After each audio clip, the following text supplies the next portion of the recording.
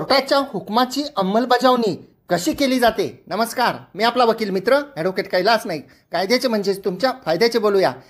ज्यावेळी दिवाणी न्यायालय एखादा हुकुमनामा करते त्यावेळी आपल्याला सर्वात आधी त्या हुकुमनाम्याची सहीशिक्क्याची नक्कल काढून घ्यावी लागते। ती सहीशिक्क्याची नक्कल जोडून आपल्याला माननीय न्यायालयामध्ये अर्ज दाखल करावा लागतो। त्याला एक्झिक्युशन पिटिशन असे म्हटले जाते।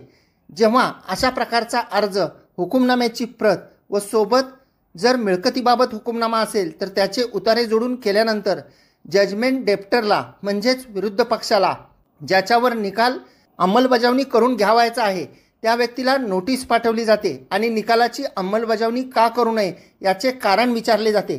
जर त्या निकालाच्या विरुद्ध वरिष्ठ न्यायालयामध्ये अपील दाखल केलेले असेल व वरिष्ठ न्यायालयाचा स्थगिती आदेश असेल तर जजमेंट डेप्टर तो आदेश त्या अंमलबजावणी अर्जामध्ये दाखल करू शकतो व तो अर्ज स्थगित ठेवावा अशी विनंती करू शकतो। परंतु जर अपील केलेले नसेल तर अंमलबजावणीचे कामकाज पुढे सुरू होते।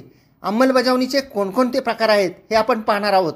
अंमलबजावणी करीत असताना माननीय न्यायालय हे मालमत्तेची जप्ती, लिलाव आणि विक्री करू शकतात। एखाद्या व्यक्तीचा पगार आणि बँक खात्यावर जप्ती करू शकतात।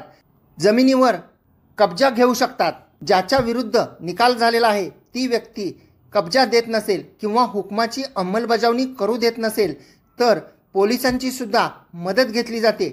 पोलीस बंदोबस्त मिळण्यासाठीचा अर्ज ज्याच्या बाजूने निकाल झालेला आहे ती व्यक्ती माननीय न्यायालयामध्ये करू शकते किंवा माननीय न्यायालयाचे प्रतिनिधी म्हणजेच बेलीफ यांनी जर पोलीस संरक्षणाशिवाय हुकमाची अंमलबजावणी करता येत नाही असा रिपोर्ट दिला तर त्या परिस्थितीमध्ये सुद्धा पोलीस संरक्षण मंजूर केले जाते आणि पोलिसांना प्रत्यक्ष अंमलबजावणीसाठी पाठवले जाते।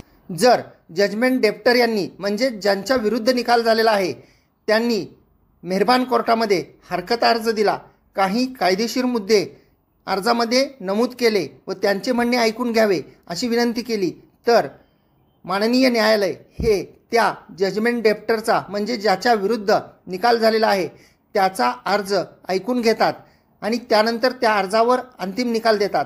अशा प्रकारच्या हरकत अर्जामध्ये ज्यांच्या विरुद्ध निकाल झालेला आहे त्या व्यक्तीचे म्हणणे असे असते की माननीय न्यायालयाच्या हुकुमनाम्याप्रमाणे अंमलबजावणीचे काम होत नाही, अंमलबजावणी चुकीची पद्धतीने होत आहे, हे व अशा प्रकारचे मुद्दे त्यामध्ये असतात। व्हिडिओ आवडल्यास व्हिडिओला शेअर करा। कोर्ट कचेरी या यूट्यूब चॅनलला सबस्क्राईब करा। आपण जर हा व्हिडिओ फेसबुक आणि इंस्टाग्रामवर पाहत असाल तर फॉलो जरूर करा।